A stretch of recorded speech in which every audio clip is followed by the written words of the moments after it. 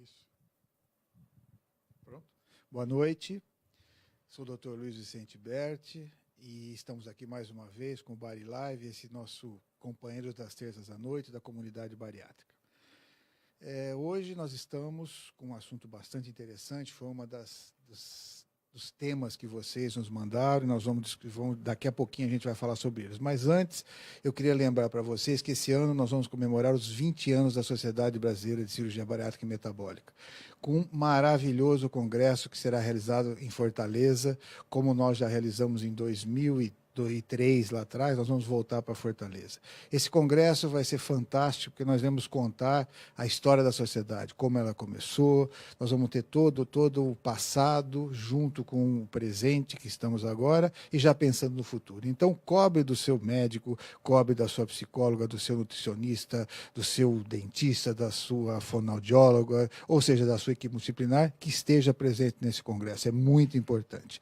E hoje nós temos o prazer de estar aqui com a doutora Cíntia, nutricionista, fonoaudióloga, doutora Cíntia Godoy. Ela é de Natal, da maravilhosa Natal, no Rio Grande do Norte, e também com o cirurgião dentista, doutor Ricardo Bruno Ventre, daqui da cidade de São Paulo, que são especialistas. Há muitos anos eles trabalham junto às suas equipes e à equipe bariátrica. Eles estão bastante habituados e nós vamos hoje entender o porquê um cirurgião dentista e um porquê uma fonoaudióloga e também nutricionista, como a doutora Cíntia. Qual é a importância deles? Como eles ajudam a vocês que estão nos ouvindo a ter uma melhor cirurgia? No antes, no durante, mas principalmente no depois. Cíntia, boa noite. Eu gostaria que você se apresentasse, já te apresentei, mas que você falasse um pouquinho e mostrasse o porquê você é importante nessa equipe multidisciplinar.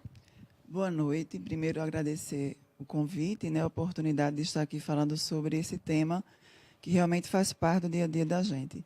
Na verdade, a importância da fonoaudiologia na cirurgia bariátrica, a cirurgia por si só traz alterações no trato digestivo. Então, o paciente tem toda uma mudança anatômica e ele precisa se adaptar a essa nova condição que ele vai ficar.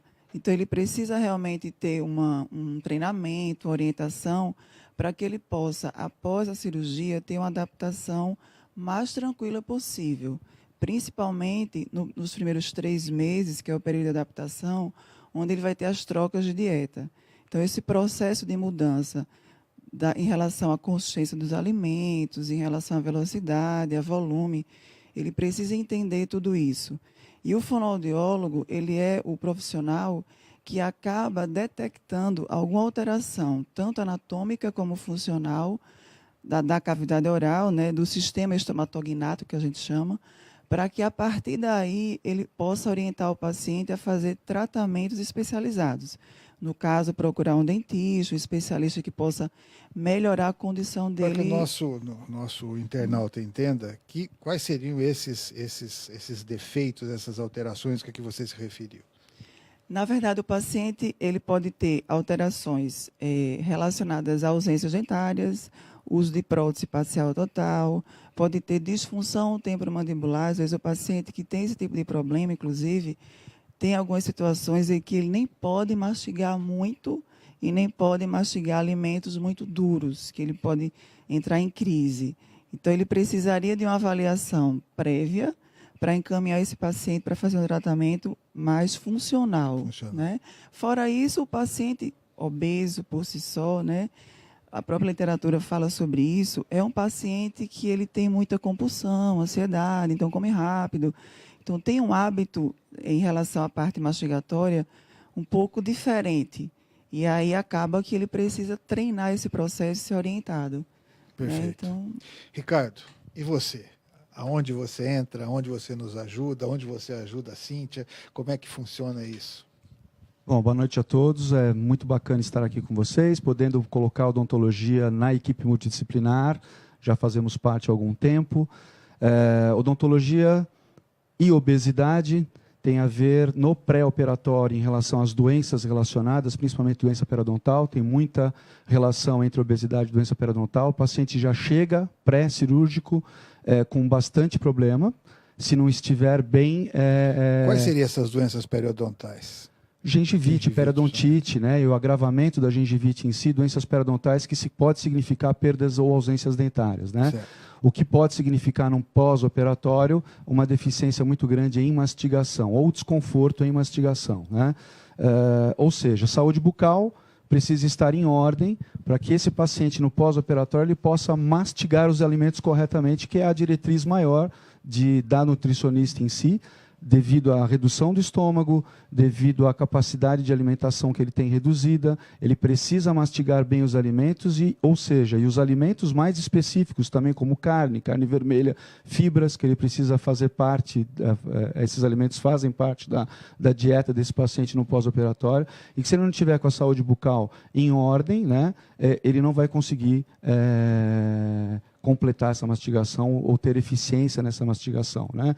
Mas aí, como a Cíntia falou, né, a gente tem não só doenças relacionadas à obesidade, mas ausências dentárias, próteses mal adaptadas, né, essas talvez restaurações mal adaptadas, né, algumas coisas específicas de algumas técnicas cirúrgicas, como o refluxo gastroesofágico envolvendo o sleeve, que também vai causar um problema muito grande em pacientes que têm hipersensibilidade dentinária ou que têm grandes retrações gengivais, e aí vai. Já seria no pós-operatório. No pós-operatório, né? Ou seja, tem várias coisas aí que a gente precisa direcionar, ou tentar ajudar o paciente, estabilizando ele no seu pré-operatório, colocando ele numa situação importante no pós-operatório, usando o fonoaudiólogo também, né? Lembrando que todas essas disfunções que a Cíntia colocou, como disfunções do sistema estomatognático, como disfunções de ATM, disfunções musculares, sistema estomatognático como um todo, dependem da boa função ou da boa colocação do dente. Se eu não tiver boa função e boa colocação do dente em sua posição perfeita e correta, engrenagem,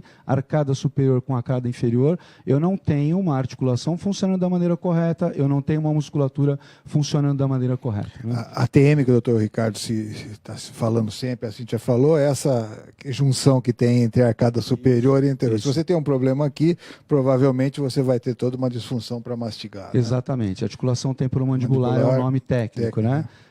Como a doutora Cíntia falou, disfunções temporomandibulares, né, advindos de hábitos parafuncionais ou de ausência. Hábitos parafuncionais seria um paciente bruxista, um paciente briquista, né, que é muito comum também em pacientes obesos ou pacientes super estressados, por conta de uma cirurgia ou por conta de uma alteração de vida que esse paciente vai ter e de toda a expectativa que ele tem nessa alteração de vida como um todo. Né? Ao desenvolver esses hábitos parafuncionais, ele está trabalhando excessivamente em musculatura, articulação, e se a gente não tem tudo isso na sua extrema ordem, né, vai gerar problemas mastigatórios, problemas musculares com hipertrabalho da musculatura, dores na musculatura, dores de cabeça intensa em região de temporal, em região de masseter, em região de processo mastoide, ou seja, abertura e fechamento de boca extremamente difícil, né? Mastigação extremamente difícil, principalmente com alimentos muito duros. Né? Perfeito. Cíntia, onde termina a Cíntia, nutricionista, e começa a fonoaudióloga? Onde termina a fonoaudióloga, começa a nutricionista? Qual é essa relação que você tem entre essas duas, já que você faz as duas etapas? Na verdade, a minha história começou pela fonoaudiologia, né? Eu trabalho com cirurgia bariátrica há 13 anos, trabalho no hospital universitário, comecei fazendo pesquisa e hoje faço doutorado nessa área de cirurgia bariátrica. E a nutrição veio só complementar os conhecimentos, né? E realmente eu trabalho com as duas áreas. Na verdade, assim, existem situações em que acaba que o fonoaudiólogo, eu como fonoaudióloga, atuo muito mais naquele paciente do que como nutricionista ou vice-versa. Porque na hora que você vai, por exemplo, acompanhar um paciente, que você vai fazer uma troca de dieta, e aquele paciente tem um estado dentário que não é favorável, muitas vezes você tem que até não evoluir a dieta, porque sabe que ele vai ter uma adaptação muito ruim, inclusive de ter episódios de entalos e vômitos, principalmente naquelas técnicas cirúrgicas que restringem mais o estômago, né? Como bypass gástrico, por exemplo, ou então sleeve. Então, eu acho que esse complemento da nutrição com a fono ajuda nesse sentido, de saber qual o momento de trocar essa dieta. Então, acaba ficando uma coisa mais personalizada, porque a gente acaba, quando faz a avaliação do sistema estomatognático e percebe que o paciente vai ter um limite, que ele não vai conseguir mastigar bem, Como é que a gente detecta esse limite? Como é que seria isso para os dois? Como é que é essa detecção do limite? Como é que você eu não consigo evoluir esse paciente? Qual que seria assim para quem nos ouve em casa agora, que de repente está passando por isso? Como é que é isso? Como é que é esse feeling seu? Então, na verdade, existe uma avaliação que a gente faz com o paciente. A gente faz a avaliação anatômica e depois funcional. A parte anatômica é a gente avaliar como está lábio, língua, boca, se o paciente tem dentes, quantos dentes tem na boca, se existe uma boa oclusão dentária, se tem alguma boa contração da musculatura mastigatória, que é esse músculo aqui do masseter, que ajuda para processar o alimento. Quando a gente avalia essas duas partes e percebe que existe alguma alteração, por exemplo, o paciente mastiga, a gente pede geralmente alguns alimentos específicos para fazer a avaliação, que geralmente é pão e carne. Inclusive, nos protocolos de avaliação de cirurgia bariátrica, a carne é um dos alimentos que ele tem mais dificuldade. Então, geralmente, na própria avaliação do fonoaudiólogo, a gente faz essa avaliação funcional, que é o quê? Pedir para o paciente mastigar, a gente vê o tempo mastigatório, o ciclo mastigatório, vê a formação do bolo alimentar. Se esse bolo alimentar não for bem formado, uma das causas que pode ser isso seria uma mastigação ruim. E aí, se ele tem dente e ele mesmo assim consegue mastigar ruim, ele precisa fazer um treinamento e uma orientação. Agora, se ele tem ausências dentárias e essa mastigação está ruim, ele precisa ser encaminhado para o dentista e o dentista faz o tratamento odontológico para depois fazer a cirurgia. Essa é a realidade da gente hoje no SUS. Eu trabalho no hospital universitário e lá a gente tem um ambulatório integrado.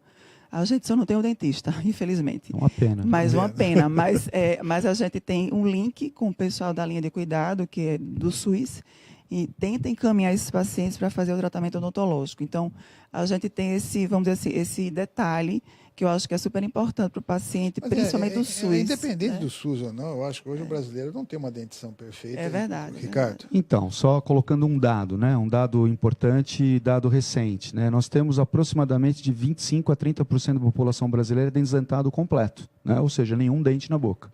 Se a gente for pensar em 200 milhões de habitantes... Magros ou obesos. 30% da população não tem dente algum na boca, imaginando que essas pessoas, se a gente for pensar, como a doutora falou, pacientes do SUS, que de repente são pacientes com comprometimento socioeconômico importante, né, que não têm acesso a um serviço de reabilitação protética advinda de um governo municipal, estadual ou federal, né, esse paciente não consegue mastigar. Né? Ou seja, a alimentação dele é voltada para alimentos moles, e normalmente esses alimentos moles têm alto poder engordativo, né? Ou seja, são alimentos que vão te levar a uma curva ascendente aí em relação à obesidade. Farináceos. Exatamente, né? Exatamente. Pouca proteína. Né? É triste a gente entender que, de repente, cirurgião dentista... Eu também entendo, Bert, que eu acho que o cirurgião dentista, às vezes, não precisaria fazer parte efetivamente parte da equipe multidisciplinar. Né? Mas eu acho que o nome equipe multidisciplinar é importante porque te leva a você entender diversas outras especialidades, né? E faz também o profissional sair um pouco da sua linha de conforto e entender das outras especialidades, para que você, com bastante propriedade, até onde você pode ir, evidente, né? Você poder indicar o tratamento específico para aquele paciente. E nessa linha de frente, eu acho que cirurgião, nutricionista, fonoaudiólogo ou qualquer profissional que faz parte da equipe multidisciplinar, ele pode identificar qualquer um dos problemas e fazer a indicação correta e perfeita. Né? Dentro dessa nossa linha, a Ana Paula, ela disse que tem 8 meses de operado. Ela está com muita dificuldade para mastigar bem e devagar, o que acaba causando um pouco de dor. Tem alguma dica para melhorar isso? Ricardo para cá, depois para a Cíntia. A gente precisaria entender se ela tem algum tipo de ausência dentária ou alguma interferência nessa mordida dela. Né? Isso é muito comum, a gente, dentro das ausências dentárias, a gente tem migrações desses dentes internos. Então, vamos lá, vou facilitar. Né? Ricardo, eu tenho, então me diga dessas, eu tenho uma disfunção de mastigação e tal. Então, está na tua parte. E aí, você indicaria o que para ela? Teria que fazer uma análise de oclusão dentária, uma análise de, primeiro, quais os dentes que ela tem na boca ou não, se tem todos os dentes ou não, se esses dentes estão ocluindo perfeitamente ou não. Essa mastigação é alinhada. Exatamente, né? E se o posicionamento desses dentes está correto ou não. E existem movimentos livres na nossa boca, né? Estilo, nome técnico, lateralidade esquerda, direita, protrusiva, que são movimentos os mais simples possíveis. Isso. Protrusiva é quando você migra a sua mandíbula para frente, lateralidade esquerda quando você migra para a esquerda, lateralidade direita para a direita, né? Nessas movimentações livres, você tem ou não pode ter algumas interferências, né? Mas principalmente não poderia ter alguns tipos de interferências. E aí, por né? correções, você consegue melhorar isso. Por uma disfunção, estilo um paciente que tem os dentes tortos ou os dentes fora de posição. Te dá um exemplo crasso que eu acho que você conseguiria entender. Se você perder um dente inferior, por exemplo, o dente de trás tende a migrar para frente, fechar esse espaço. O dente da frente tende a extruir ou descer para, bem popularmente falando, encontrar o irmãozinho dele de baixo, tá? Só nisso tudo que eu falei, você já cria uma disfunção de mordida. Então, a falta de um único dente pode dificultar o seu sucesso na mastigação. Não é estilo, eu sempre costumo falar para meus pacientes, você não vai morrer amanhã se você perder esse dente, né? Mas a médio e ao longo prazo, você vai criar um problema na sua mastigação e na articulação temporomandibular e na musculatura que envolve abertura e fechamento de boca de tal forma que você pode desenvolver problemas mastigatórios importantes, dificultando a mastigação como um todo. A minha dentição está perfeita, a minha TTM está boa, mas eu continuo tendo problema. E aí, Cíntia? Então, aí a gente vai ver a parte funcional. O que acontece com os pacientes de cirurgia bariátrica, né, principalmente aqueles que não recebem orientação no pré-operatório, é que ele teve uma redução do estômago, mas ele não treinou isso e não teve vamos dizer assim, um foco em relação a essa mudança. Então, o hábito do paciente, às vezes, acaba dificultando isso. Então, é aquela pessoa que mastiga rápido, que não tem tempo para comer nas grandes refeições. Então, acaba que essa função fica, vamos dizer assim, deixa a desejar. E aí você vai, às vezes, com orientação, fazendo alguns exercícios mesmo com alimentos, pode ajudar. Mas aí é a mesma coisa que o doutor Ricardo falou, a gente teria que realmente avaliar essa parte funcional, que é isso que eu te falei da avaliação. A gente faz avaliação com os alimentos, uma das coisas principais que a gente faz é avaliar a eficiência mastigatória, que você pode fazer, inclusive, usando instrumentos. Por exemplo, na minha tese de doutorado, eu uso um instrumento que é uma peneira de tamização. É uma peneira que ela tem vários furinhos, são 3 peneiras, o paciente mastiga, e depois que ele mastiga, ele cospe na peneira e essa peneira vai, tipo, peneirando, vendo os grãozinhos que ele vai deixando as peneirinhas. Ele vai graduar. É maior, isso, menor e menor. Até o menor. Ele vai graduando. E quando a gente faz esse teste, para aqueles pacientes que mesmo que têm dentes, inclusive a minha tese de doutorado, são com pacientes que têm todos os dentes e que já operaram, para justamente saber como é a tolerância desses pacientes. E o que a gente percebe é que os pacientes que têm todos os dentes, mesmo assim, essa função mastigatória está ineficiente, mas porque comem e mastigam tanto tempo daquele jeito que a musculatura não é fortalecida. E, às vezes, precisa fazer exercício mesmo mastigatório, com garrote, com alimentos. Um garrote é uma borrachinha que a gente usa para fazer exercício, como se fosse musculação, para o paciente voltar a treinar aquela musculatura. Eu sempre digo para os meus pacientes, há mais de 25 anos atrás, que no começo, quando a gente começou, as equipes multidisciplinares foram se formando, né?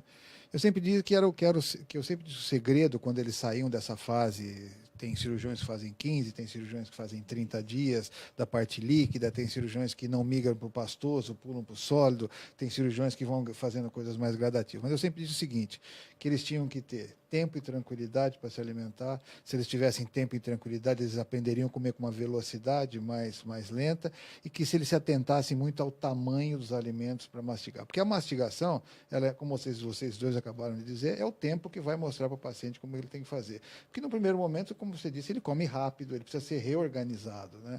E aí você acaba tendo esses problemas de ficar. É uma pergunta que nós temos aqui da nossa amiga, a Franceli, que ela diz o seguinte, que ela passou já para a fase dos sólidos e que ela não entalou, e ela se sente anormal de não ter entalado. Ela é anormal de não ter entalado ou ela é normal? Não, olha, Beth, você sabe que eu também fiz cirurgia bariátrica, eu sou operado também, fiz bypass, eu nunca entalei na minha vida. Eu tenho acho que 6 anos de cirurgia, ou 5 anos, eu nunca entalei, né? Eu acho que mais voltado talvez para o anel gástrico, talvez o entalar, Bert. Eu nunca ouvi entalar assim, em o que acontece é o bypass ou seguinte, entalar em sleeve, né? as pessoas acabam dizendo o seguinte, elas acham que vomitar, que entalar, é uma decorrência normal da cirurgia, e não é, muito pelo contrário. Se você está entalando e vomitando com 30, com 60, com 90 dias, é porque alguma coisa está errada. Ou você não está mastigando direito, ou você não está comendo direito. A cirurgia não é para isso, é isso mesmo? Isso. Na verdade, assim, essa questão de entalos, hoje em dia, assim, as técnicas cirúrgicas mudaram bastante. Quando eu comecei em 2005, eu atendia muito paciente que fazia o bypass com anel. Hoje já não faz tanto isso. Então, na verdade, eu não acho que todo paciente que vai se submeter à cirurgia bariátrica tem alteração da motricidade oral, que precisasse fazer um acompanhamento, né, fonoaudiológico, uma terapia, alguma coisa assim. Mas eu acho que é importante esse paciente passar pelo profissional, pelo fonoaudiólogo, para checagem, para saber se ele vai ter alguma dificuldade ou não. Na minha realidade, o que eu vejo, os pacientes que precisam mais de orientação são realmente aqueles pacientes que têm problemas dentários específicos.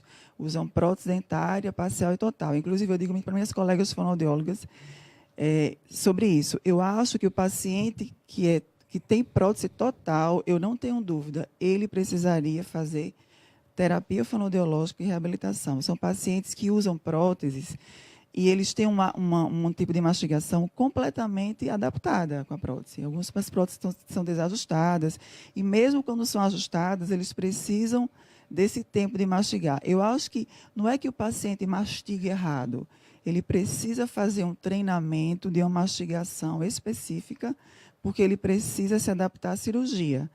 E a maioria dos pacientes, quando faz esse treinamento no pré-operatório, é muito mais tranquila a adaptação do que quando não tem essa orientação. A prótese total em si, Bert, né? Essa era a pergunta que eu ia te dizer. Eu tenho uma prótese total.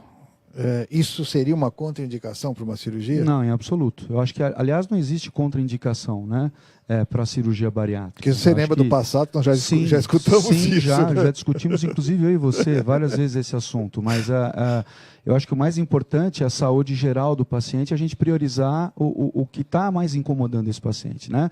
Eu acho que depois que ele fez a cirurgia, você pode tratar outras coisas, né, logo em seguida. Lembrando que o paciente deve ser avisado sempre disso, ele deve ser orientado sempre disso, né? Mas em relação à prótese total, voltando ao assunto prótese total, se a gente for pensar em prótese total superior e inferior, o paciente perde em torno de 50% a 60% da capacidade mastigatória dele. Porque ele está usando ali entre nome popular, uma chapa de plástico com dente artificial. Ele perde a propriocepção. Usuário de prótese total superior, ele tem o céu da boca, o palato, né, totalmente coberto por uma placa de acrílico, o que ele perde a sensibilidade do alimento na cavidade oral. Gosto. Isso, exatamente, né? Para resolver esse tipo de problema, você tem as próteses implanto-suportadas, né? O problema da prótese implanto-suportada seria, né? Hoje você tem técnicas assim super eficientes que em 2, 3 dias você consegue reabilitar uma pessoa, né? Técnica de implante com carga imediata, com próteses totais implanto-suportadas, técnica de Alon-For, 4 ou 5 implantes extremamente bem colocados, você consegue adaptar uma prótese em pouquíssimos dias, ou às vezes até na mesma sessão, né? Devolvendo plena função mastigatória para esse paciente com uma propriocepção completamente diferente. É um conforto além do que ele está acostumado, né? O único inconveniente, entre aspas, desse tipo de prótese é valor, né? O valor agregado é mais alto, isso acaba impossibilitando de uma grande parte da população buscar esse tipo de tratamento, né? Mas a prótese total acaba causando esse tipo de problema, né? A má adaptação das próteses também, em geral, próteses removíveis ou próteses totais, né, gera aí um desconforto muito grande na má adaptação dessa prótese. Se você já perde a propriedade de mastigação e ela ainda está mal adaptada, então você acaba não conseguindo mastigar corretamente, com certeza. Você queria falar alguma coisa assim? Então, ele falou em relação a essa questão da prótese total, e no caso, na nossa realidade, a gente tem muito essa questão de quando indicar a cirurgia, o paciente está desdentado, não tem dente, a gente vê a parte clínica também, mas o que a gente tem feito, como eu também sou nutricionista, eu uso estratégias em relação a essa evolução da dieta. Então, ontem mesmo avaliei uma paciente que ela tem uma condição dentária, ela usa prótese, a prótese dela está mal ajustada, ela tinha um problema de diabetes seríssimo, ela precisava operar, então teve que dar prioridade a isso, ela ficou consciente de que ela não poderia evoluir tanto a dieta. E ontem eu fui avaliá-la e ela não consegue nem mastigar a carne moída, com a situação dentária que ela tem. Então, a gente deixou na prótese, na consciência pastosa a dieta, e ela vai para o dentista e vai fazer o implante. A gente nota sempre que o paciente, ainda mais no primeiro mês, onde a média de perda de peso aí varia muito, mas entre 7, 8, 9, 10%, se a gente imaginar que um paciente vai perder 30, 35, 40 ao final de 13, 14 meses, onde há a estabilização do peso, se ele perder um terço disso em um mês, é uma perda extremamente grande. E nós temos que às vezes eles dizem o seguinte: olha, meu sapato ficou mais isso, minha roupa ficou. Existe isso na cavidade bucal? Ela emagrece também, como emagrece o resto do corpo? Sim, isso? com certeza. Com certeza. A maior reclamação dos pacientes usuários de prótese total é emagreceu, a prótese fica folgada. Né? Isso é muito fácil de resolver hoje em dia em consultório. Né? Ou seja, você tem resinas específicas para isso, para você fazer um reembase da prótese imediatamente no consultório. Pode ser que depois eu tenha que refazer essa prótese, é evidente. Né? Seria ali um manchão até... Sim, mas que ela tenha conforto e vida social. Porque também o uso da prótese significa vida social. A pessoa poder falar, poder sorrir com tranquilidade, sem aquele inconveniente da prótese ficar caindo. Né? Tá? E você tem também outros produtos que você pode usar, como, não vou fazer um merchan aqui, mas produtos que fazem a fixação da prótese na sua cavidade oral e que também pode dar um conforto para essa paciente até ela poder estabilizar completamente esse peso e, se for o caso, refazer o trabalho protético. Né? Perfeito. A Neiva, ela está dizendo que ela fez cirurgia bariátrica, que ela ainda não aprendeu a comer. Ela falou que tem 1 ano e 5 meses de operada e ela vive entalada. Neiva, no conselho que nós três vamos te dar aqui agora, eu vou transmitir. Procure a sua equipe disciplinar, converse com o seu cirurgião, com a sua nutricionista, com o seu psicólogo, com o seu psiquiatra, fonoaudiólogo, que o problema aí provavelmente tem alguma inter-relação que é muito maior do que a gente possa te responder aqui agora. Mas procure, vá conversar e vá ver, porque 1 ano e 5 meses, alguma coisa não está bem ajustada nisso. Aí provavelmente não é só dente, não é só motilidade, tem mais coisas envolvidas. Procure a sua equipe, converse com o seu cirurgião, que ele vai conseguir te dar uma resposta mais apropriada do que nós três. Já a Patrícia, ela falou, como você disse, às vezes da evolução da alimentação, da dieta, que nos 2 primeiros meses ela vomitava muito, que depois ela foi aprendendo e hoje ela come muito bem, com 1 ano de operado e uma vida normal, como você mesmo disse. Então, na verdade, assim, como eu coloquei no começo, o período de adaptação da cirurgia é justamente os 3 primeiros meses. É comum, comum não, mas vamos dizer assim, pode acontecer do paciente nesse período de adaptação ele ter esses entalos, esses vômitos com mais frequência. Mas se o paciente ele consegue ter esse cuidado já no pré-operatório, fazer esse treinamento e orientação, acaba que essa chance dessa dificuldade, mesmo nesse período de adaptação de 3 meses, não acontecer. A realidade da gente em relação a isso é bem interessante, porque a gente não tem indícios de dificuldade nesse período, porque o paciente, na verdade, já vem para a avaliação já no pré-operatório, já para fazer o treinamento, orientação, tudo no pré-operatório. O pós-operatório vai para as trocas de dieta com a nutricionista.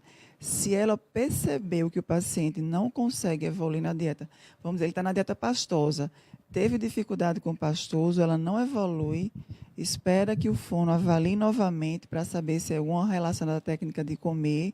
Se não for, aí na outra semana ele volta para tentar trocar essa dieta para sólida. E mesmo assim, ela primeiro passa pelo fonoaudiólogo, faz o teste, o treino da mastigação, para saber se ela vai tolerar aquela dieta ou não. Uma coisa também que a gente percebe é que o paciente, quando ele opera, ele não sabe bem o limite dele. Que volume? Nas trocas de dieta, por exemplo, dieta líquida, o tradicional é você, em média, dizer, você vai ter que comer de meia em meia hora, 50 ml de meia em meia hora. Na segunda semana vai ser 100 ml de 1 hora, vamos dizer. Se o protocolo da pessoa for 50 ml a cada meia hora. Então, isso vai dar um total de quanto?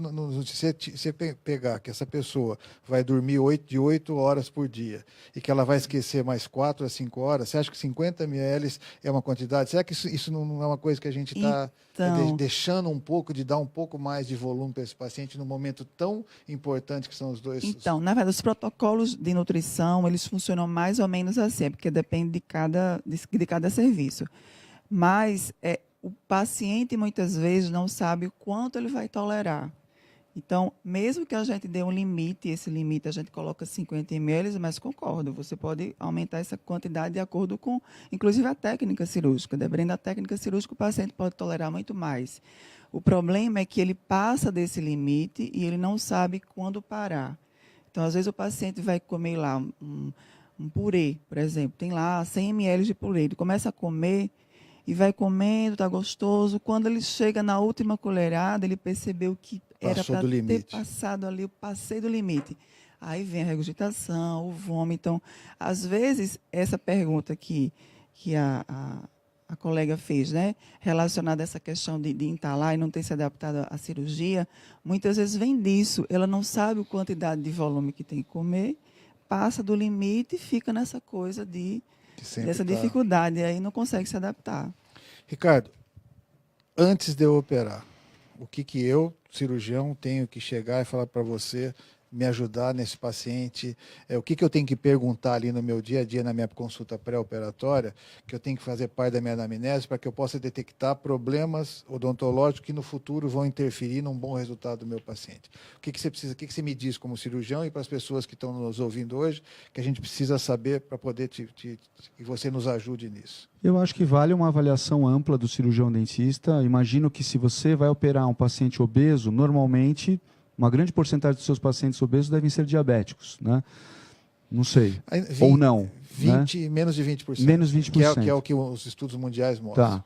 Tá. Desses pacientes, a diabetes já é uma predisposição à doença periodontal gengival, severa ou não, depende. Se o paciente estiver controlado na sua diabetes, ele não vai ter problema, né, em relação a isso. Mas eu acho que vale entender se eu tenho aí algum tipo de problema odontológico grave que vá significar algum tipo de problema odontológico importante no pré-operatório imediato. Se eu mastigo errado, eu vou perguntando isso, e aí eu falo, vai no dentista para me ajudar a ter uma situação.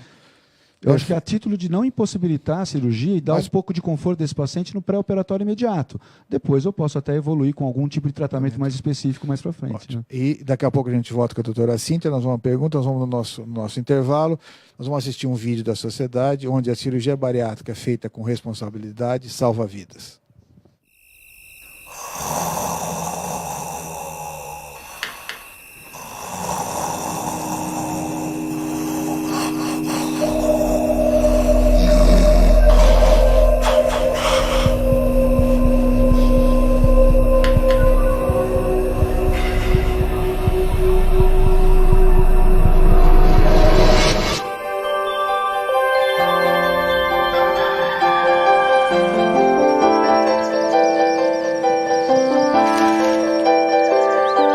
Cirurgia bariátrica, feita com responsabilidade, traz qualidade de vida.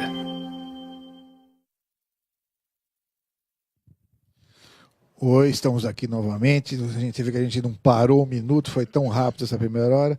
Cíntia, voltando àquela pergunta que eu fiz para o Ricardo. O que eu preciso perguntar para o meu paciente para que eu já, antes da cirurgia, você me ajude a melhorar o meu pós-operatório imediato e até os meus resultados a longo prazo?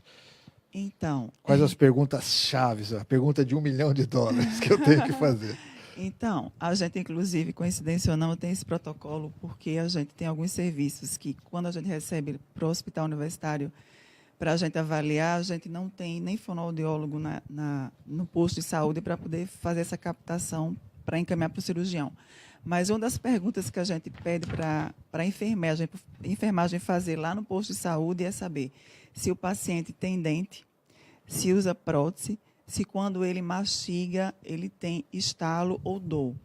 Isso é uma coisa que a gente acha que é importante. Estalo ou dor? Dor ao mastigar, porque aí pode ser na articulação aqui, isso, né? Isso. Na disfunção temporomandibular, porque a gente sabe que essas perguntas vai dizer muito da função mastigatória. Porque os outros detalhes em relação à adaptação, a gente vai captar quando o paciente ou está próximo à cirurgia ou até depois da cirurgia na troca de dieta, que a gente vai ter que realmente orientar. Ricardo, a Vânia Mara, ela está muito preocupada. Ela falou que tem 2 anos e 8 meses e os dentes dela agora estão lascando e até quebrando.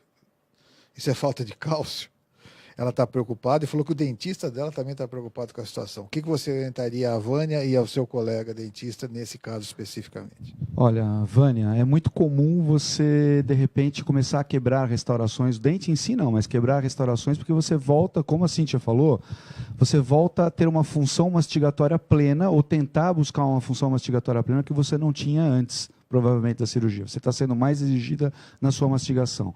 Esse trabalho intenso na sua mastigação agora, digamos intenso, mas seria o trabalho normal, você mastigar efetivamente o alimento antes de engolir, no pós-operatório, pode significar uma fragilidade maior de dentes muito restaurados, né? Ou seja, dentes com grandes restaurações, principalmente restaurações em resina composta, que também acaba não tendo uma sustentação muito grande em relação a trauma de oclusão, né? O qual, numa efetivação mastigatória um pouco maior, mais intensa, você pode acabar quebrando isso. Precisamos entender sua dieta também. Se você tem uma dieta baseada em muito ácido, né? Ou seja, dietas ácidas causam uma fragilidade do dente. Ou seja, erosão ácida, se você fez sleeve, se você tem refluxo, se você fez bypass, se você tem refluxo, não é comum refluxo em bypass, né? Mas em sleeve tem relatos aí importantes de refluxo em sleeve. Se você tem essa hiperacidez na tua boca, ou você já trazia refluxo antes da cirurgia, também essa hiperacidez, ou alguma coisa advinda da sua dieta, como, por exemplo, temperar a sua salada só com limão, né? Usar hiperácidos como refrigerantes, isso pode fragilizar a sua dentição. Erosão ácida é o nome técnico disso. E a partir daí você vê quebrando mais restaurações ainda, né? E quebrando a superfície do seu dente, estalando, esfarelando a superfície do seu dente, causando uma hipersensibilidade. Não sei se eu estou indo no caminho certo daquilo que te aflige em relação à tua dentição, né? Cíntia, agora pegando a tua parte nutricionista. Então, pelo que o Ricardo falou, isso tem mais a ver com a hiperacidez do que com o próprio cálcio. Na verdade, eu concordo no que o doutor Ricardo falou, mas também a gente tem que ver essa parte da suplementação, da dieta, investigar também essa questão relacionada à ingesta de alimentos derivados de cálcio. Não que isso seja um fator que vai determinar isso, que seja assim, que leve a esse problema, né? Mas eu acho que é um conjunto de coisas que podem levar o paciente até esse tipo de estado dentário nessa situação, né? Na formação dentária, Bert, a gente tem a importância da suplementação de cálcio ou do flúor. Isso vai ser evidente na formação do dente. Na vida adulta, o dente já está formado. Se ele foi mal formado, né, de repente ele pode ter algum problema nas estruturas desse dente que pode significar uma fragilidade maior na vida adulta. É isso que eu ia te perguntar. Né? Se uma pessoa que tenha tido vamos supor, uma suplementação normal, não tenha tido problema, em quantos anos uma deficiência de cálcio levaria para que essa pessoa começasse a apresentar problemas dentários? Quantos anos seriam necessários de falta de cálcio? Eu acredito que vários e vários anos, não é? Olha, em literatura, nada. Eu te diria que nada. Nada, sim, né? Talvez em sustentação de estrutura óssea, em sustentação do dente, aí já envolvendo problema periodontal. Talvez aí sim, perda de estrutura óssea, em relação à ausência de cálcio aí. E até deficiências de proteína também eu poderia levar a perda de fibras periodontais, né? Ou de estruturas gengivais importantes que vão proteger essa estrutura óssea. Mas são processos prolongados. São processos e crônicos, lentos, graduais, né? Que precisaria de uma desnutrição extrema, absurda, para que eu pudesse acontecer alguma coisa como essa. Nós vemos na própria osteoporose, osteopenia, sai um pouco da nossa área aqui, mas um cálcio que baixou hoje, você vai detectar lá depois de 20, 30 anos que vai ter uma repercussão. Então, provavelmente, nessa fisiopatologia dentária, o tempo mais ou menos. Óbvio que a gente pode acelerar, pode ter a hiperacidez, problemas desestruturais e tal, mas até a falta do cálcio levar, eu acredito que é mais nessa fase que fosse mais estrutural do que aqui. Eu acho que tem algumas coisas que a gente tem que levar em consideração. É sabido também, e você pode até me ajudar nisso, Bert, o efeito hipossalivação ou xerostomia pós-cirurgia bariátrica. Isso é presente, a gente sabe disso, tende a evoluir positivamente ao longo da cirurgia ou ao longo do tempo pós-cirurgia, mas a doença cárie ou efetivamente a desmineralização do tecido dentário através de uma dieta ácida ou não, a erosão dentária, ela é uma doença não, mas uma patologia multifatorial, né? Ou seja, eu preciso aí ter várias coisas acontecendo ao mesmo tempo para poder destruir a estrutura de um dente. Às vezes só o ácido por si só não é o suficiente, eu preciso ter uma escovação muito traumática, uma escova muito dura, uma pasta de dente muito abrasiva. Eu tenho que ter aí diversos outros, ou um trauma de oclusão, às vezes, também gerando lesões importantes na cervical do dente. A Sueli te ouviu, a Sueli Silva. Ela tem 7 anos de operada e depois desses 7 anos ela começou a apresentar doença periodontal. Ela perguntando, isso é por causa da cirurgia? Ela afirma que ela não tem diabetes, tá? Ela foi falando. Ela sofre com bruxismo e apertamento. Sim, o bruxismo e o apertamento pode ser um agravante da doença periodontal. Vai mexer aí com movimentos laterais ou intensidades de força a qual o dente não foi feito para receber e que pode significar aí também perdas de estrutura de sustentação dentária, né?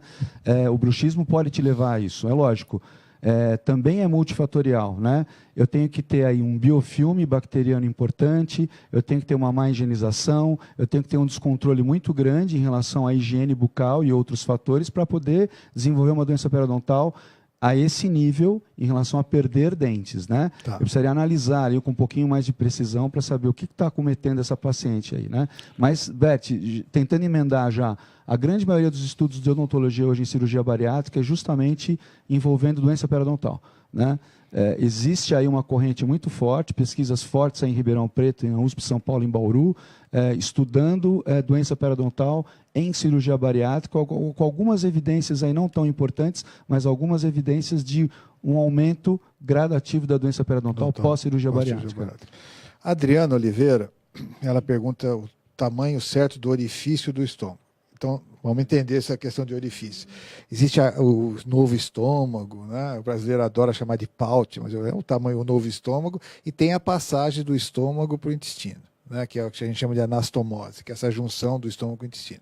Mas, né, vamos entender como as duas coisas que ela quer dizer. Entender isso. Paute e anastomose, agora já acabou, né? Nossa, acabou a dúvida. Isso pode interferir no entalo ou na dificuldade de introduzir alimentos sólidos? Na verdade, se o cirurgião fez lá a cirurgia dele, né, anatomicamente tudo certinho, a técnica correta, não. O que a gente acredita é que, se você está tendo entalos e vômitos, muitas vezes não é a técnica cirúrgica em si, é a forma como você está mastigando, a quantidade de comida que está ingerindo, a técnica alimentar, muito mais por aí.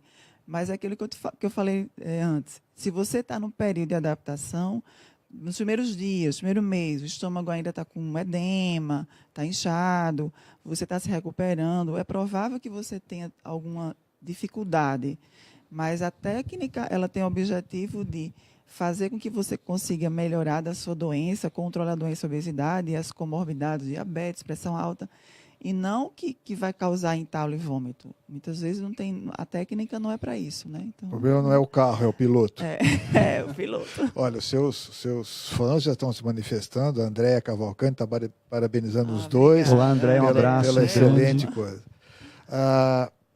A Vânia, a nossa audiência está aqui, ela está ali, a Vânia está lá firme. Ela agradece por ter respondido a pergunta, ela falou que fez bypass, ela não tem o refluxo, nunca tive, porém, como muita salada temperada com limão, e vivo tomando água com limão em jejum. Olha aí, tá vendo? Olha lá, Vânia, você tem que acabar com limão na sua salada. Infelizmente, hoje, por incrível que pareça, paciente na universidade, eu dou aula na Universidade de Mogi das Cruzes, mas paciente na universidade com erosão ácida intensa, com hipersensibilidade.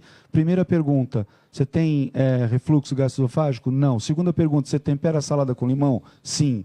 Toma suco de limão, meio copo de suco de limão, 3 vezes ao dia. O limão vai te causar esse tipo de problema. Elimina o limão, elimina essa hiperacidez, que você vai ver que você vai ter muito mais conforto em relação à saúde dos teus dentes. Agora, se aconteceu alguma coisa a mais em relação à estrutura do esmalte do seu dente, que pode ter ido embora por causa dessa acidez, talvez o seu cirurgião dentista tenha que intervir, às vezes com um trabalho de recuperação através de uma restauração, ou às vezes até de uma prótese, para que te dê conforto e, de novo, uma potência e uma função mastigatória interessante. A Cris Santos, Cris, parabéns, ela é o que todos nós gostaríamos de ter. Ela falou que ela só, em 5 anos de operada, ela só uma vez, ela engasgou, 2 vezes, uma fritura que ela comeu, mas ela se orientou, ela é disciplinada, ela segue as orientações de toda a equipe multidisciplinar, ela faz acompanhamento psicológico e para fazer as mastigações corretas, tudo que é essencial ela faz. Parabéns para você, você é a paciente Legal, dos parabéns. sonhos. Cíntia, Denise Boy, ela pergunta se vocês veem algum dado correlacionado com a densitometria óssea com a perda da estrutura óssea da boca. Nós já falamos um pouco disso. Existe alguma correlação, estudos ou trabalho? Você conhece alguma coisa? Não, Eu também não. Não conheço nada na literatura Não. que fale sobre isso, não. Não. Não. Eu acho que ninguém estudou, Vânia. Eu acho que não se estudou nem a correlação da densitometria com a cirurgia e muito menos com a da boca. Eu acho que provavelmente esses estudos irão começar. A cirurgia bariátrica e metabólica, ela é uma criança comparada com tudo que se tem. Quando o Ricardo falou no começo em relação a entender um pouco de tudo, a gente conversava um pouquinho da equipe multidisciplinar. Eu sempre digo que a cirurgia bariátrica e metabólica ela é e vai se tornar uma das maiores especialidades médicas, porque nós, os cirurgiões, nós somos obrigados a entender um pouquinho de tudo. É verdade. Entender de odontologia, entender de fonoaudiologia, de nutrição, de diabetes, de comportamento, coisas que a gente trabalha e vocês também foram obrigados a entender de cirurgia. Sim, isso é nós ótimo. Estamos trocando, Muito é uma legal, coisa muito interessante. Então, eu acho que são os próximos estudos que a gente tem que fazer. Dentro aqui das perguntas que nós temos, então, nós falamos do pré-operatório, e eu acho que ali, aqueles momentos do intraoperatório, estaria muito mais focado aí na nutricionista, aquela doença. Mas no pós-operatório, vamos dizer assim, eu sempre digo que nós temos 3 fases, né? Eu sempre digo que os pacientes vão ter uma adaptação total depois do 3º mês, 4º mês, onde eles passam do namoro para o noivado e o casamento, aí depois a vida vai ficando. O paciente, depois de 3, 4 meses, ele tem muita dificuldade ainda ele entala com frequência, tem dificuldades para se alimentar. Aonde você atuaria nesse paciente? Seria seu foco mais nutricional ou mais fonoaudiólogo? Na verdade, os dois. Porque você vai primeiro saber qual é a dificuldade que ele tem, em que alimento, para que você possa detectar se aquilo realmente tem a ver com a questão da função estomatognática, da mastigação, ou se é uma coisa relacionada mesmo do hábito alimentar ou mesmo do próprio alimento. Existem alguns pacientes, inclusive, que o fato de ter dificuldade com alguns alimentos, a carne é uma delas, rejeitam, nem colocam no cardápio dela a carne porque acha que vai ter dificuldade. Acha, né? Acha, né? E aí acaba... É o enfrentamento. Isso. E aí, mas e como é que você faz para pegar esse paciente e fazer com que ele passe a enfrentar isso? Na verdade, a gente faz um treinamento e orientação. A primeira coisa que eu falo para eles é que é importante ele comer proteína. Você é mais teórica ou você é mais lúdica? Eu sou lúdica. Eu tenho slides, eu tenho bonequinhos, eu tenho figuras, eu mostro para ele filmes, tenho depoimentos de pacientes falando a importância da mastigação. Então, acaba que faz grupos de orientação. Comer junto. A gente tem lá no preparo da cirurgia, a gente tem reuniões em grupo, onde os pacientes se reúnem, cada um traz a sua carne, e aí entre eles começam a fazer mesmo a refeição, e a gente vai comentando como é que um mastiga, como é que o outro mastiga, a velocidade, o tamanho. E isso acaba dando experiência a cada um. Traz uma carne que é mais assada, outro traz uma cozida, a outra não é tão assada assim. Aí eles vão discutindo entre eles e ficam experienciando aquilo ali, né? Então, acaba ajudando. E num paciente que já passou pelo esse processo de adaptação e ainda tem dificuldade, a gente acaba fazendo algum tipo de orientação e terapia mesmo, fazendo com que ele treine mais a mastigação e faz exercícios que a gente chama oromiofuncionais. Existem algumas musculaturas, o masseter, o temporal, o bucinador, o orbicular dos lábios, que ajudam nesse processo de mastigação e que, pelo fato do paciente nunca ter mastigado daquele jeito, né, que você vai ter que ter um exagero maior, um tempo maior para mastigar, acaba que essa musculatura fica pouco usada. E aí, quando ele faz um treinamento realmente muscular associado à orientação dessa questão da técnica alimentar, eles acabam ajudando nisso. E, além disso, que eu falei também, a questão da porção. Muitos não acreditam que vão comer muito pouco. eles já muitas vezes chegam para a gente e dizem assim, mas eu estou comendo muito, muito pouco. Mas realmente a cirurgia acaba fazendo que você reduza essa quantidade de alimento e é preciso você entender que você vai se saciar com muito pouco. E aí pode ajudar, né? A Carla de Cal, ela pergunta se ela for a cada 6 meses ao dentista e para ver se tem algo errado, ela... Opa, desculpe, esqueci do microfone. A Carla está perguntando se ela for ao dentista a cada 6 meses para acompanhar, é possível que você note que tem algo errado e ela evite a doença periodontal? Sim, lógico, é possível, né? Com certeza a gente consegue identificar ali um descontrole, um descontrole total da escovação, ou do controle do biofilme oral, inflamações gengivais iniciais, ou seja, a gente consegue tabular se essa paciente consegue ela mesma fazer a fisioterapia oral dela e mantê-la num padrão interessante de saúde oral, de saúde gengival aí no caso, né? Ou se a gente vai precisar regrar ela, orientar essa paciente. Às vezes uma técnica de higienização, um instrumento específico para que ela possa fazer essa higienização. A gente tem aí pacientes usuários de próteses fixas ou próteses removíveis, ou implantes, né? E que necessitam de toda uma orientação específica para higienizar esses locais, né? Uma escova interdental, um passador de fio, escovas unitufo. Nós temos aí um arsenal gigantesco de materiais para que essa pessoa possa, ela própria, conseguir fazer a higienização dela de maneira eficiente. É lógico, com orientação. Sem orientação, não dá nem para eu cobrar dessa paciente alguma coisa. Né? O sonho seria que essas pessoas, independente se operadas ou não, que a cada 6 meses elas procurassem o seu dentista. Sim, mas se não for possível, pelo menos uma vez ao ano... Uma vez ao ano eu acho que é o suficiente. Se o paciente estiver bem coordenada, todo mundo diz, a cada 6 meses no dentista é o ideal, é o sonho do cirurgião dentista do paciente, é evidente. Né? Mas nem sempre é possível. Isso você vai coordenar. A doença periodontal é uma doença complicada, ela não é fácil de você debelar essa doença. Né? Mas você vai dando saúde para esse paciente, organizando a vida periodontal desse paciente, vai chegar uma hora que você pode sim espaçar essas consultas até chegar, na pior das hipóteses, uma consulta ao ano é importante. Né? Em recente pesquisa que a gente fez, avaliando os pacientes com 6 a 7 anos de operado, e você tocou num assunto, os campeões de audiência em dificuldade de alimentação após a cirurgia foram a carne vermelha e o pão francês. E se você já frisou 2 ou 3 vezes que a carne vermelha e o pão também foram as suas dificuldades que você tinha. Especificamente, e a gente sabe, somente nas mulheres, onde 60% do nosso núcleo de pacientes operados são mulheres, e muitas delas na idade fértil.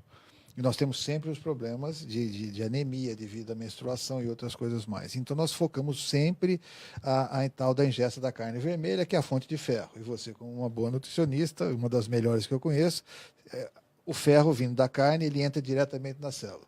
O ferro vindo de outra só, ele tem que ter uma série de transformações que vai dificultar muito a entrada dele. Como você faz para que as pessoas consigam ter mais e percam esse medo, essa barreira da carne? E quais são os seus truques que você faz para facilitar com que esses pacientes passem a comer a carne, mesmo que eles tenham alguma dificuldade?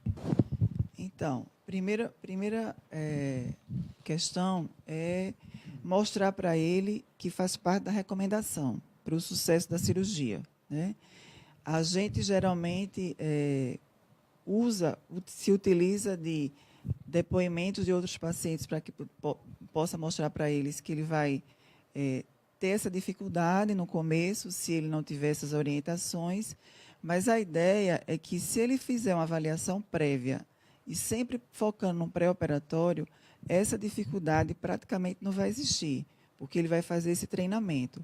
Mas o paciente que tem mais dificuldade, que seriam aqueles que usam próteses totais, parciais, que tem alguma alteração na parte oclusal, mesmo dentária, esse a gente realmente progride a dieta de forma mais lenta e faz um treinamento daquele alimento que ele vai ingerir. Então, por exemplo, se o paciente tiver numa dieta pastosa e ele vai ter que passar por uma dieta sólida, o primeiro alimento que eu vou testar, inclusive no consultório, como avaliação, é a carne vermelha.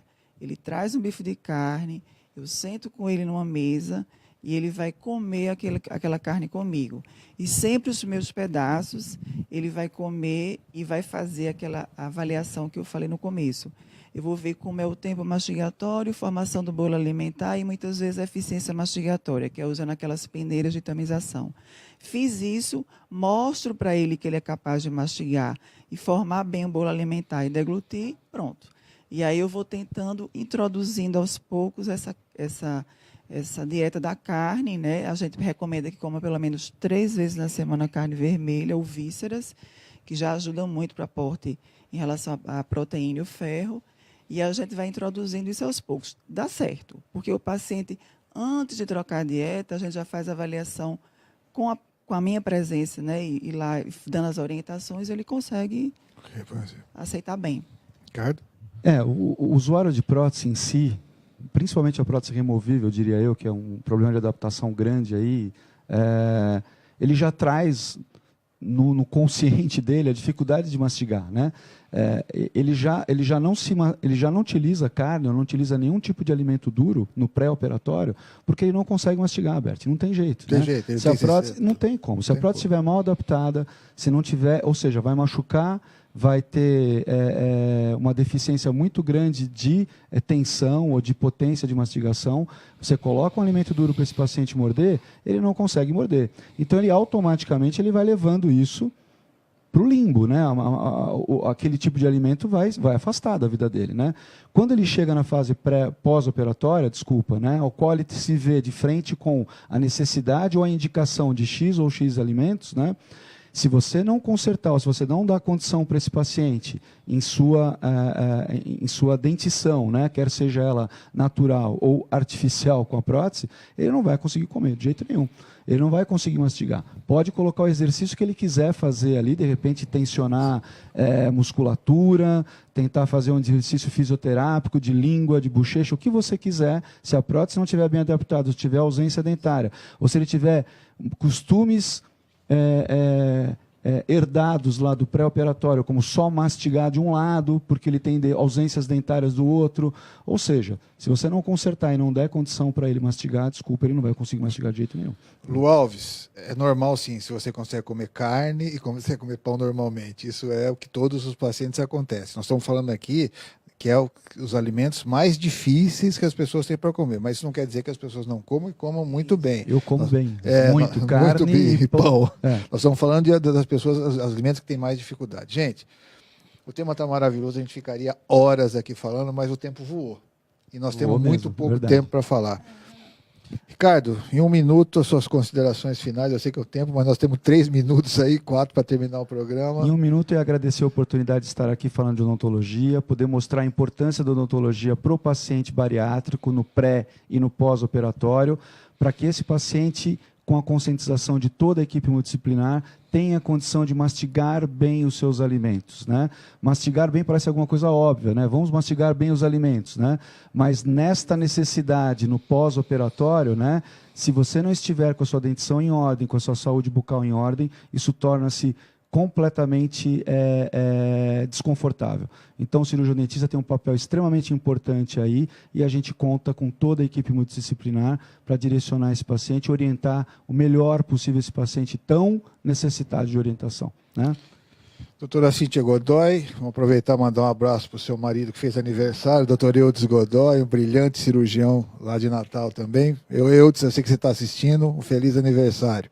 Cíntia, em 1 minuto. Primeiro, eu gostaria de agradecer a oportunidade pelo apoio que a sociedade tem dado esse ano, principalmente para a fonoaudiologia. Dizer que foi um prazer, né, estar aqui com vocês, pessoas de referência. Para mim, estou muito feliz em estar aqui e agradecer mesmo. Gente, nós é que agradecemos a vocês. Como eu disse, a gente ficaria horas aqui falando sobre esse tema, que é uma coisa que a gente faz. Esses dias a gente vem e volta na cabeça da gente, mas eu estava relendo algumas coisas que eu escrevi lá no tempo e eu estava vendo alguma coisa da teoria holística. Eu não entendo, eu só li, não sou nem profundo, nem conhecedor, eu só li. Mas quem criou, que chamava Smurt, ele diz o seguinte, que o todo ele é maior do que a soma das partes. E a cirurgia bariátrica, na realidade, ele é um todo. E essas partes todas aqui, elas estão sempre sendo somadas para que a gente possa tentar melhorar um pouco a vida e controlar essa doença que é a obesidade, que tira saúde, tira a qualidade de vida. Que, antes de tudo, ela é uma doença do corpo, mas também é uma doença da alma. E a gente tem que aprender a tratar com tudo isso, desde o antes, o durante e o depois. Eu quero, de novo, que vocês trabalhem junto, as pessoas que fazem parte das equipes multidisciplinares que nos assistem, os cirurgiões, e até os pacientes que cobrem do seu médico, da sua nutricionista, ou seja, da sua equipe, fonoaudiólogo, dentista, profissional da atividade física, fisioterapeuta, para que estejam presentes agora no comecinho de junho em Fortaleza.